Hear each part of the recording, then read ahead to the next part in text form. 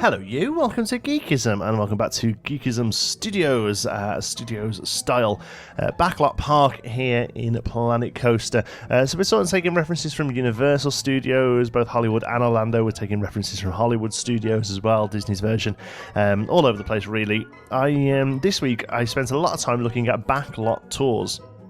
I don't think I've ever been on sort of a proper backlot tour thinking about it. Universal Studios in Orlando doesn't have one, but Universal Studios in Hollywood is actually a working studios for the most part, and I loved that idea. I went and watched online. There's a sort of 45-minute tour you can do of the park, the studios, and they take you through past some real sets and some real sound stages, and then interspersed with actual sets, they have a few set pieces where like the action happens. So there's a bit where you go into there's a Fast and the Furious bit, and there's a few animatronic cars, and then there's a Kong bit which is quite similar to Skull Island at Islands of Adventure in Orlando, and then a few other bits and bobs as well. I really like that juxtaposition, that mix of actual studios and then set pieces for the ride itself or for the tour itself, and that's probably the style we're going to go for here. Originally it was just going to be set pieces, but I quite like the idea of having it as a working studio. I'm building something incredibly specific here, so I'll talk about this before I go back into the general idea of it. This ride is going to be loosely based around The Movies, which is a fantastic game that we've been playing on the channel for quite a while now. One of my favourite games of all time, and we're having such a blast in there. Basically, the idea is that you build a movie studio, an actual studio, not a theme park studio, a movie studio, and you create your movies, you look after your actors, you look after your sets, and all the finances and everything as well. It's a really great management sim, very much before its time. I would love to see a version 2. How weird is this, by the way? The animatronics, because of those boxes, because of the boxes underneath them, you can't sit them down on the chairs that you get with them, which I thought was a bit weird. So he ends up sitting on a box. The director can't actually sit on the director's chair. Anyway. The movies, and if you play through the career mode of the movies, the very first thing that happens is you get given a script, and eventually you write your own script, so you can have script writers write them. But to get you used to the game and to get you there to figure out how scripts work, they send you a script, and the script is called The Baggage Boy, and it's very well known because it is the first script that everyone gets in that game. And the idea, basically, it's a very early, like Buster Keaton style comedy. A guy who walks on, or a girl, depending on who you cast, walks on and tries to pick up a big old dumbbell of weights and falls over and sneaks up on it, and it's like a little sort of very early Laurel and Hardy style comedy sketch. So I thought the first set that we built would have to be that. So that's what that guy is, and that's why he's standing in front of a dumbbell. It looks quite random without context. The context for this ride is going to come through, like a lot of the rides here, it's going to come through using audio clips.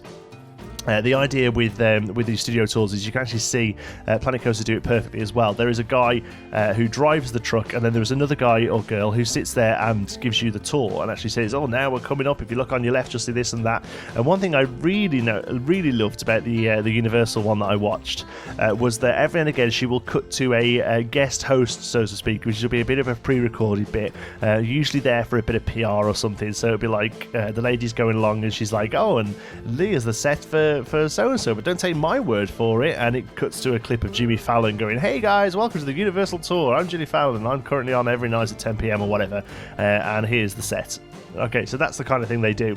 So I thought that would be a really nice way of doing this would be to have the studio tour guide go around, and then it cuts to actors from the game and the movies that we've had. So that first one there is meant to be Gaz Thomas. Gaz Thomas is like a sort of classic, venerable comedy actor from the movies. He's been in loads of comedy films.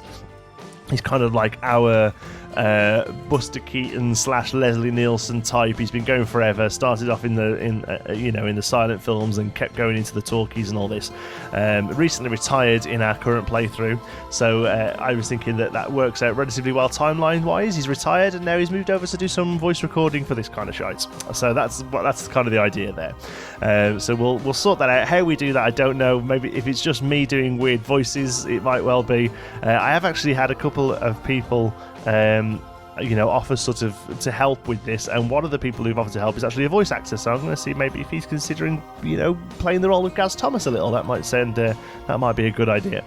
Anyway, here what I'm doing is working on the queue line. This is very much based on the Universal Studios Hollywood queue for this ride. It's very sort of modern, and quite simple, really. Lots of tarpaulin and lots of metal and stuff like that. So that's what we do. Now, obviously, these queue lines here are completely for show. The guests still just walk through that first one there, but it was a nice addition, I thought. I realised afterwards that I've got steps 1, 2, and 3 there, and there are actually 4 seats in the car, but, you know, it's not to scale. I just wanted to put these at loss, and I think it looks quite nice.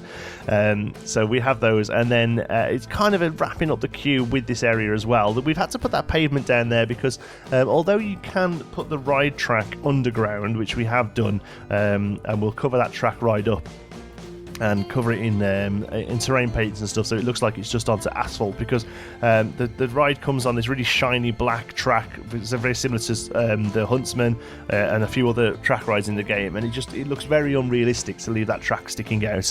So we take the time to embed it in the ground, but unfortunately you can't do that with the station. The station won't clip with terrain. I assume something to do with the guest pathing as they get onto the station. It makes sense relatively. So instead what we have to do is build the thing up over the station. We did it in Pinewood when we used this ride to act as the sort of car park transport, so we're doing it here as well. It's just a case of adding some pavement up a little bit, so it looks like it's the sort of thing it would just bump up into it, and it's okay. I feel like we get away with it.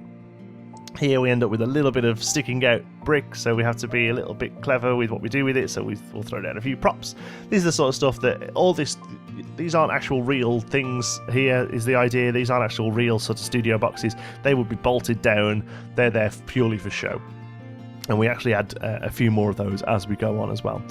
Next thing I wanted to add was a staff stop. There would be staff members here, so they're helping you get onto the ride. And one thing I'm trying to do more here than I've done with Pinewood, although I have worked these into Pinewood a little bit, is that this place is going to be hot. This is in tropical biome. It's going to be somewhere in LA or somewhere like that. So all the staff that are working need shade and cover. So if you'll notice, we did it on the Subnautica ride. We're going to do it there as well. The staff members actually stepped away from the shade there to help people get on with the ride, but that's fine. She's got her brolly and a chair there that she can sit off to when she needs to have a little bit of getting out of the hot American sun, which is something we don't suffer from here in the UK very much.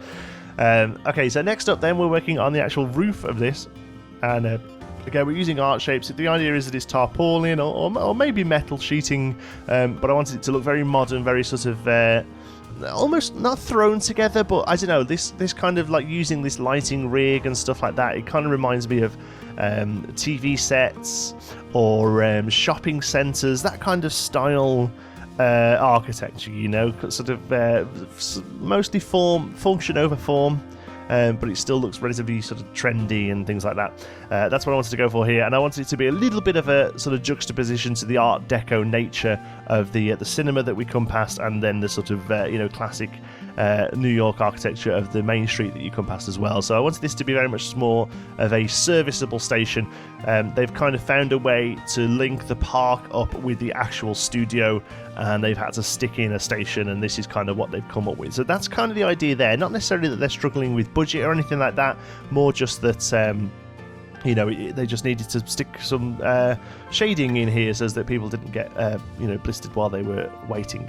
And then here I thought this is kind of a nice way to show that budget isn't really a worry. So rather than just having the straight up top, they do actually do a little bit of design there, and they have a little flat, little bit of design on there as well. So it's an idea that's very muddled in my head and very muddy, but I kind of know what I want to go for. I'm struggling a little bit to put that across in words as to the sort of thing I'm looking for. But I'm hoping you're looking at this and you've got in your head the sort of style of build I'm going for.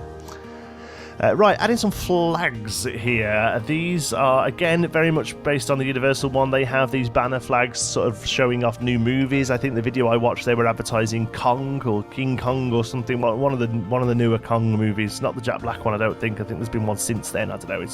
King Kong's like Robin Hood. It's one of those in Spider-Man. It's one of those ones they churn out every few years, isn't it? But whatever they're advertising anyway. And I thought that would be a good touch.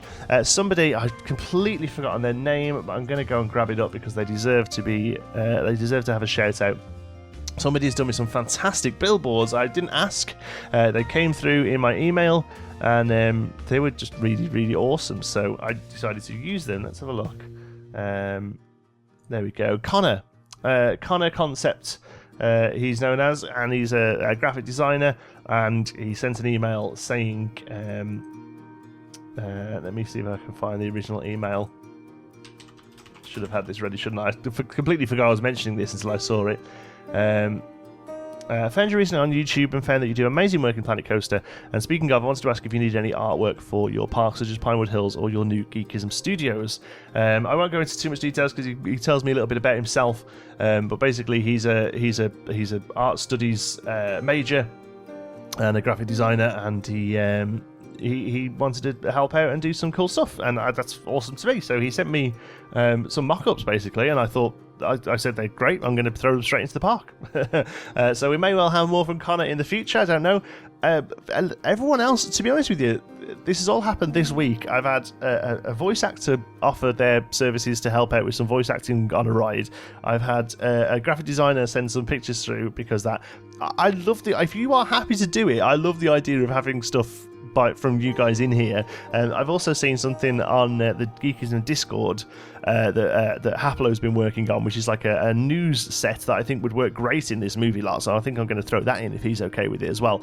I don't necessarily want this to be a community park, but I'm all about taking stuff off the workshop and using it. I've been doing it in Pinewood forever, and I'm happy to do it here as well. In fact, we've also got I forgot his name as well. We've had somebody else do something. They did a Subnautica. They did a better version of the gasopod for me using rockwork. It was awesome, and I absolutely can't remember his name. I'm so sorry. Let me see if I can find that one while I'm talking as well. So yeah, I'm happy for people to sort of, if you've got a skill, if you feel free to help out. And in fact, one of the things that I have got to look at doing is on the side. In a moment, we're going to play down a studio. By the way, we're just filling out the set area here. I built a sign there as we go in that's going to change as we go through. So we start off with the golden era, and then we move into like western and things like that. So in a moment, we place down a studio lot, another one of the ones that we've saved from before, and I'm going to try and make it into a working studio. And one thing I noticed about the Universal Studios tour that I actually didn't like, but I think will work really well in the ride, is that they have adverts everywhere for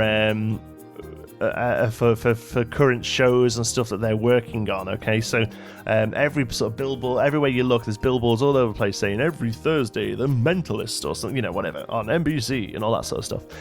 So that's one thing I do here. So at the moment, I place a billboard on this building, and it's just a Chief Beef one.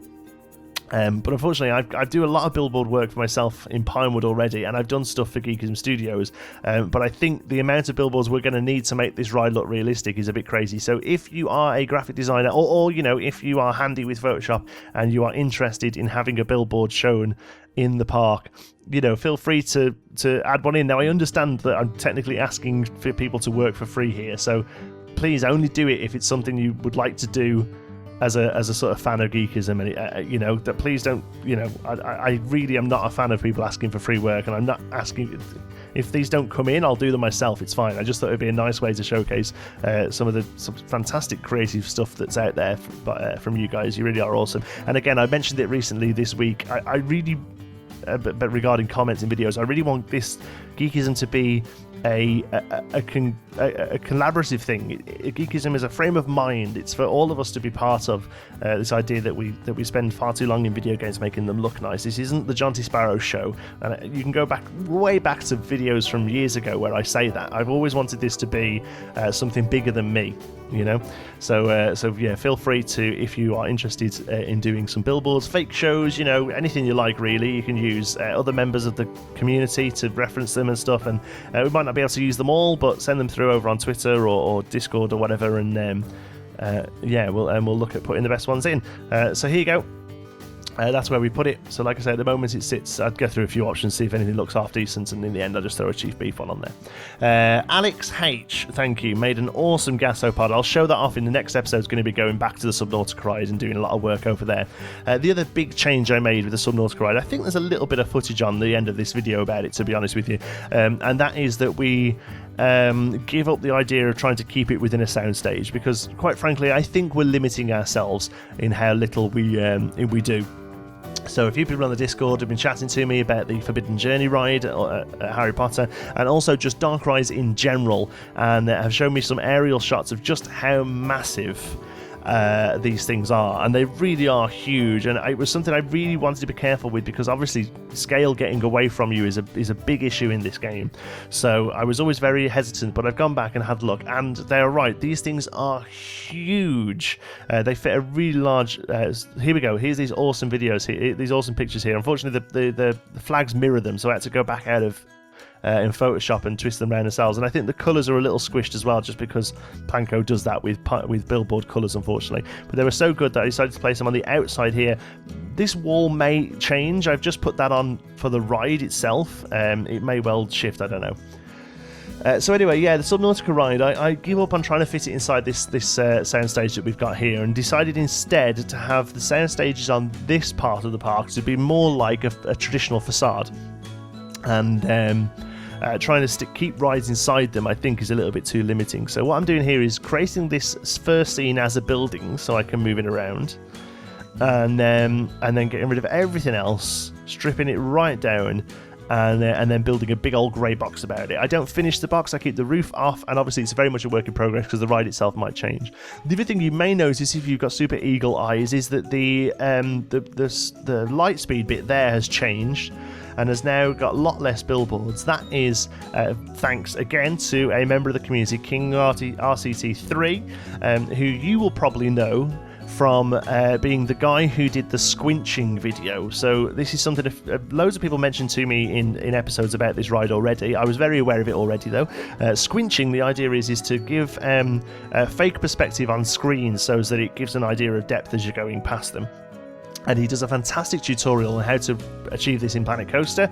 It's not something we're going to be able to tie into Subnautica very well, because it really works with the idea of filming the original scene in Planco, and obviously we're going to be using screens from outside of Planet Coaster. Here, by the way, I'm just walking around and making sure that the new box there is covered with sightlines, and for the most part it is. There's a few little glimpses of it if you're looking backstage, but I kind of like that, to be honest with you. The other thing we're doing here is we're building down a little bit as well to give us a bit of height that we can change around with, and a bit of height variation in the ride. Anyway, King RCT3, we got chatting about dark rides and screens and how they work and how they're a bit funky and suggestions of what we can do. And he came up with this incredibly elegant method for the light speed section. Rather than me using a dozen screens and moving through them quite slowly and it looking a little bit jank, he's managed to get it down to just 2 screens, or 3 screens I guess, depending on how you use it, where the arm actually turns right up in the air, and then the screen follows you as you go. And the fact that you're on your backs, in real life you would feel like you're being pulled forward because the gravity pulling down on your back. It's such a nice way of doing it, and that's what I'm implementing there. So it does require a bit of a change of that first part of the ride. We're basically going back and having a proper change around with this, but I do think it's going to be worth it in the end. It's meant we can make a longer ride. We've now got an additional one of those omnipresent screens. I think it's well worth it. Next episode we're going to go back to that. Unfortunately, there's going to be no Planet Coaster this week after this video. I'm going away with work. If you don't know, I'm a support worker for adults with mental health issues, and I'm taking one of my tenants to Blackpool for a few days for a little holiday for him. So I'm out of town for a little while. I have managed to get some videos backdated and ready. Unfortunately, that isn't Planet Coaster just because of how long they take to do. So this week you've got some Kerbal, some movies, some Parkitect, things like that. And there might be 1 or 2 days where unfortunately I wasn't able to get video out.